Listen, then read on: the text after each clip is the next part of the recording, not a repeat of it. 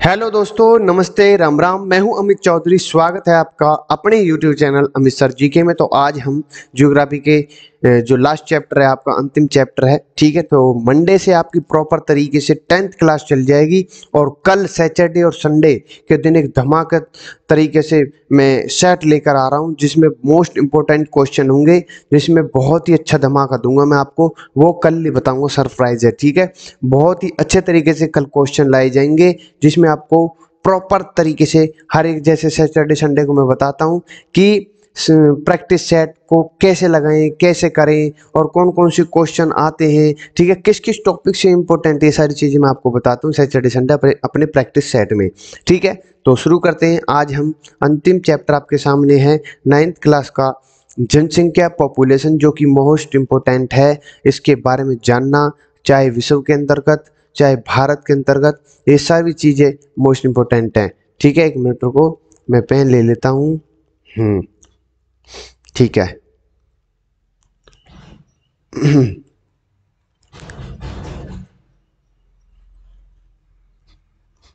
हाँ, ठीक है। तो जनसंख्या, सबसे पहले आज हम पढ़ेंगे पॉपुलेशन के बारे में, जनसंख्या का आकार और वितरण के बारे में पढ़ेंगे, जनसंख्या वृद्धि या परिवर्तन के बारे में आज हम पढ़ेंगे, जो कि सबसे महत्वपूर्ण चैप्टर है ये इस क्लास का, 9th क्लास का आज आपका अंतिम चैप्टर है, ठीक है। जनसंख्या, पॉपुलेशन। तो शुरू करते हैं हम जनसंख्या के बारे में पढ़ते हैं थोड़ा बहुत। जनसंख्या क्या है? किसी क्षेत्र, गांव, शहर, राज्य, देश में रहने वाले मनुष्यों को, व्यक्तियों को की कुल संख्या को वहां की जनसंख्या कहते हैं। यहाँ वहां पर रह रहे लोग या इंसान, जो भी है व्यक्ति, उनको जो रह रहे हैं प्रॉपर तरीके से, उनका रहवास है, उसी को ही जनसंख्या कहते हैं, ठीक है। और जनगणना क्या होती है? निश्चित समय अंतराल पर जनसंख्या की गिनती को जनसंख्या कहते हैं, ठीक है। निश्चित समय अंतराल, ठीक है, समय अंतराल। भारत में जनगणना पहली बार 1872 में हुई थी। ये इंपॉर्टेंट है, पूछ लेगा, कई बार क्वेश्चन आया हुआ है, तो पूछ सकता है आपको कि भारत की पहली जनगणना कब हुई? 1872 में। लेकिन पहली संपूर्ण जनसंख्या जो दशक के और मापी जाती है, जो डिकेड बोलते हैं, उसमें 1881 में हुई थी। उसके बाद हर 10 वर्ष बाद जनगणना होना शुरू कर दी थी, ठीक है। जब से और अब तक कितनी जनगणना हो चुकी है टोटल, ये काउंट करो। और 1872 में किसके, कौन गवर्नर जनरल था उस समय, या वायसराय था, ठीक है। लेकिन और 1881 में कौन था, ये इंपॉर्टेंट हो जाते हैं दोनों चीजें, ठीक है। मैंने ऑप्शन में दे रखे हैं, क्वेश्चन में दे रखे हैं आपके, मैं वहां पूरी चीज करा दूंगा। जनसंख्या का आकार और वितरण कैसे है कि 2011 की जनगणना के अनुसार भारत की जनसंख्या 121 करोड़ थी, ठीक है। अब तो थी बोलेंगे, लेकिन अब नया वो आ जाएगी सब कुछ जनगणना के आधार पर, ठीक है। नया अपना कितनी पॉपुलेशन है या कितनी जन्म दर है, मृत्यु दर है, सभी चीजें अब आने वाली है कुछ दिनों में। भारत का क्षेत्रफल विश्व के क्षेत्रफल का मात्र 2.4% है, मैंने पहले भी बताया हुआ है। लेकिन भारत की जनसंख्या विश्व की जनसंख्या का 17.5% है। ये जो भी पॉइंट दे रखे हैं, ये जो भी आपको आंकड़े मैंने दे रखे हैं 2011 के अनुसार है, ठीक है। और इससे पता चलता है कि विश्व की तुलना में भारत की जनसंख्या घनत्व कितना अधिक है, ठीक है। जनसंख्या घनत्व, प्रति वर्ग किलोमीटर में रहने वाले लोगों की संख्या को जनसंख्या घनत्व कहा जाता है। 1 किलोमीटर के लिए नीचे कितने लोग रह रहे हैं, उनको काउंट करना, उनको घनत्व कहा जाता है, डेंसिटी जो होती है। भारत का जनसंख्या घनत्व 382 व्यक्ति प्रति वर्ग किलोमीटर है, ठीक है। ये 324 होगा, ठीक है, इसको कर लेना आप। बिहार का जनसंख्या घनत्व 1102 व्यक्ति प्रति वर्ग किलोमीटर है, या देश में सबसे अधिक है। पूछ लेगा आपसे कि किस राज्य में जनसंख्या घनत्व सबसे अधिक है, तो वो कहाँ पर है? बिहार में। दूसरी ओर अरुणाचल प्रदेश का जनसंख्या घनत्व सबसे कम है। अरुणाचल प्रदेश में सबसे कम, बिहार में सबसे ज्यादा है। ये आंकड़े देख लेना एक बार आप, ठीक है। नेक्स्ट है, और यह 17 व्यक्ति प्रति वर्ग किलोमीटर है। कहाँ? अरुणाचल प्रदेश में। भारत की आधी आबादी तो केवल 5 राज्यों में, उत्तर प्रदेश, बिहार, पश्चिम बंगाल और महाराष्ट्र और आंध्र प्रदेश में, ठीक है। भारत के सबसे बड़े राज्य राजस्थान में कुल जनसंख्या का केवल 5% हिस्सा रहता है, सिर्फ 5%। भारत के मैदानी इलाके की समतल भूमि और उपजाऊ मिट्टी के कारण इन इलाकों में मानव गतिविधियों की अधिक संभावनाएं होती हैं। इसलिए उत्तर का मैदान सघन आबादी वाला, मतलब ज्यादा से अधिक मात्रा में लोग पाए जाते हैं। यहीं हाल तमिलनाडु और केरल के तटीय मैदानों का है। दूसरी ओर राजस्थान में विशाल रेगिस्तान होने के कारण बहुत ही कम जनसंख्या विरल माध्यम में पाई जाती है। इसी तरह पर्वतीय क्षेत्र की उबड़ खाबड़ भूमि के कारण वहां जनसंख्या में वृद्धि ही की बहुत कम गुंजाइश होती है। ठीक है, जनसंख्या वृद्धि या परिवर्तन कुल मिला के है, जहाँ पर पानी है, रहने की सुविधा है, सब चीज को एब्जर्व कर सकता है व्यक्ति, वहीं पर मतलब कि मैदानी इलाकों में जनसंख्या संगड़ माध्यम से पाई जाती है, जैसे मैंने बताया आपको। ठीक है, विरल माध्यम तो पहाड़ी क्षेत्रों में होती है, या जैसे रेगिस्तान बताया है, यहाँ पर विरल माध्यम मतलब कहीं कहीं पर लोग बसे हुए हैं। ठीक है, वहां पर सुविधा उपलब्ध नहीं है। सबसे पहले पानी, रहना, खाना, ये सबसे इंपॉर्टेंट है। जनसंख्या वृद्धि परिवर्तन कैसे हुआ ये जान लेते हैं, या वृद्धि या परिवर्तन। 2001 की तुलना में 2011 की जनगणना में 9.3% की वृद्धि हुई। ठीक है, कितनी? 9.3। अब 2011 और 2021 के बीच की पूछेगा वो। इसका मतलब है कि इस दशक में जनसंख्या वृद्धि की दर 2% कुछ कम थी। एक दशक में जनसंख्या वृद्धि के मामले में भारत का स्थान 93 नंबर पर है। और यदि 1991 में 2000 के आंकड़े से तुलना करें तो जनसंख्या में वृद्धि कम हुई, तो जो कि एक ही अच्छी बात है। ये मोस्ट इंपोर्टेंट है, ये जो मैंने पॉइंट लिखा है आपको समझने योग्य है। जन्म दर क्या है? प्रति 1000, मैंने पहले बताया, प्रति 1000 पर जो जन्म ले रहा है वो, मृत्यु दर भी वही कि प्रति 1000 पर जो मर रहा है वो, जिसकी मृत्यु हो रही है। 2011 की जनगणना के अनुसार भारत में जन्म दर 20.2 मतलब 20.2% प्रति 1000 व्यक्ति पर है। ये 1000 के नोट कर लेना, ये इंपॉर्टेंट है। ठीक है, ये पीडीएफ में देख लेना जो मैंने। मृत्यु दर भी यही है। प्रवास क्या है? जनसंख्या में परिवर्तन में प्रवास की भूमिका होती है। जब लोग आजीविका की तलाश में एक स्थान से दूसरे स्थान पर जाते हैं, जैसे मैंने बताया आपको, तो इस प्रक्रिया को प्रवास कहते हैं। जब देश के भीतर प्रवास होता है तो इसे आंतरिक प्रवास कहते हैं। जब प्रवास एक देश से दूसरे देश में होता है तो इसे अंतर्राष्ट्रीय प्रवास कहा जाता है। आंतरिक प्रवास में जनसंख्या के आकार पर कोई फर्क नहीं पड़ता, लेकिन इससे जनसंख्या के वितरण में अंतर आ जाता है। ठीक है, कोई दिक्कत तो नहीं। प्रवास के कारण क्या होते हैं कि ग्रामीण इलाकों में व्याप्त गरीबी और रोजगार के अवसरों का अभाव है। ये दोनों प्रवास के लिए आकर्षण का काम करते हैं। शहरों में रोजगार के अवसर एक अभिकर्षण कारक की तरह काम करता है, और शहरों की ओर बढ़ते पलायन के कारण 1951 के 17.29% की तुलना में 2001 में शहरी जनसंख्या 27.28% हो गई है। ये देख लो आंकड़े।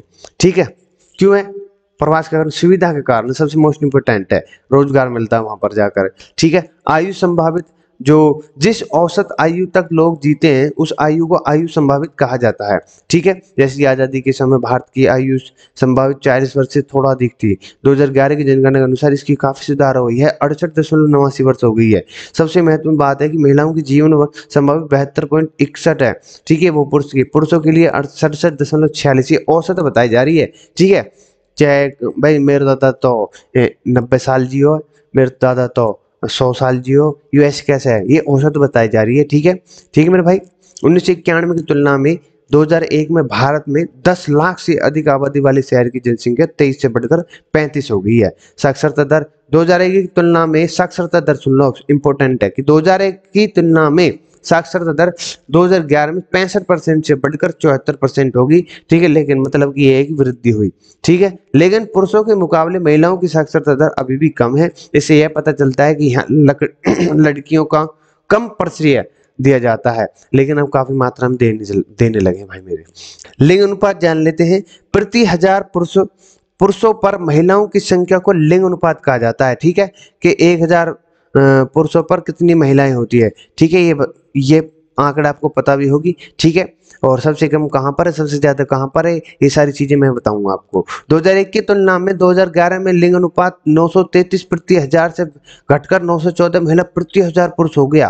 केरल का लिंग अनुपात सबसे बेहतर है, 1082 है। ठीक है, जबकि हरियाणा में 879 है। ये बहुत ही बुरी बात है हमारे हरियाणा वालों के लिए। और दिल्ली अब तो काफी हद तक सुधर चुकी है। दिल्ली 868 की हालत सबसे खराब है, 868 कैंसर से प्रदेश में आ जाता है। ठीक है, आयु संरचनाएं में लिंग अनुपात दे रखा है 1951 से लेकर 2011 तक, देख लेना आप। भारत की आयु संरचना को अक्सर भारतीय जनसंख्या के एक धनात्मक पहलू के रूप में देखा जाता है। ठीक है, बच्चे 15 वर्ष से कम। 2011 की जनगणना के अनुसार जनसंख्या का 31.1% भाग बच्चे हैं। बच्चे आर्थिक उत्पादन नहीं करते, बल्कि बच्चों के भोजन, वस्त्र, पढ़ाई, दवाई पर खर्च होता है। सबसे महत्वपूर्ण बात यही है। वयस्क जो बड़े बूढ़े हैं 15 से 59 के वर्ष के बीच के जो हैं, इस जो बड़े हैं मतलब 15 वर्ष से सॉरी, इस आयु वर्ग के लोग आर्थिक रूप से उत्पादनशील तथा जैविक रूप से प्रजननशील होते हैं। इस वर्ग के लोग अन्य आयु वर्ग के लोगों को सहारा प्रदान करते हैं। 2011 की जनगणना के अनुसार कुल जनसंख्या 63.6% वयस्क है। ठीक है, कोई दिक्कत तो नहीं है, मैंने नीचे नीचे दे रखी है, उम्र की संरचना देख लेना आप, वयस्क कितने परसेंट है ये सभी। वृद्धि 60% से अधिक, इस आयु वर्ग के अधिकतर लोग आर्थिक रूप से उत्पादनशील नहीं होते और रिटायर हो चुके होते हैं। भारत की जनसंख्या में वृद्धि की संख्या 5% है। इस आयु वर्ग के लोग स्वास्थ्य सेवाओं और पोषण के मामले में देखभाल की जरूरत होती है। यदि वृद्धि का प्रतिशत कम होगा तो उनकी देखभाल का भार भी कम हो जाता है। ठीक है, व्यवसाय क्या है? व्यवसायिक संरचना भारत के श्रमिक और कामगारों का 64% प्राथमिक क्षेत्र में है। प्राथमिक क्षेत्र जानते हो, 13% द्वितीयक क्षेत्र में और 20% तृतीयक क्षेत्र में नियोजित है। इसका मतलब है कि अभी भी रोजगार के लिए प्राथमिक सेक्टर पर सबसे अधिक दबाव है। द्वितीयक और तृतीयक सेक्टर ने सकल घरेलू उत्पाद में योगदान बढ़ाया है, लेकिन रोजगार सृजन के मामले में अभी भी पीछे हैं। रोजगार में तो सब जगह पीछे हैं। स्वास्थ्य, आयु संभावित में बढ़ोतरी और मृत्यु दर से में गिरावट से भारत की स्वास्थ्य व्यवस्था में सुधार का पता चलता है और जच्चा बच्चा की देखभाल में सुधार के कारण शिशु मृत्यु दर भी घटी है। सरकार ने विभिन्न बीमारियों का टीकाकरण अभियान भी चलाए हैं। ये टीका सरकारी अस्पताल में मुफ्त दिए जाते हैं, जैसे आपको बताया भी होगा और आपके गांव में या शहर में आते भी होंगे। साफ सफाई में सुधार भी, शिशु मृत्यु दर की रोकथाम में सफलता मिली, लेकिन अभी भी स्वास्थ्य सेवाओं में बहुत अधिक सुधार जरूरत है और कई गांवों में आज भी स्वास्थ्य सुविधाओं ना के बराबर ही होती हैं। ठीक है, किशोर जनसंख्याएं 10 से 19 वर्ष की आयु की किशोर अवस्था कहते हैं। इस आयु वर्ग के लोगों के बेहतर पोषण की जरूरत होती है, यदि यही लोग देश का भविष्य होते हैं, इसलिए इन पर अधिक ध्यान देने की जरूरत है।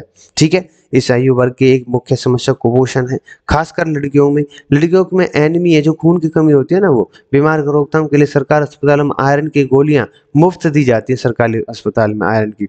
राष्ट्रीय जनसंख्या नीति 2000 ने किशोरों पर खास महत्व दिया। किशोरों की पोषण संबंधी जरूरतों का ध्यान किया जा रहा है सॉरी।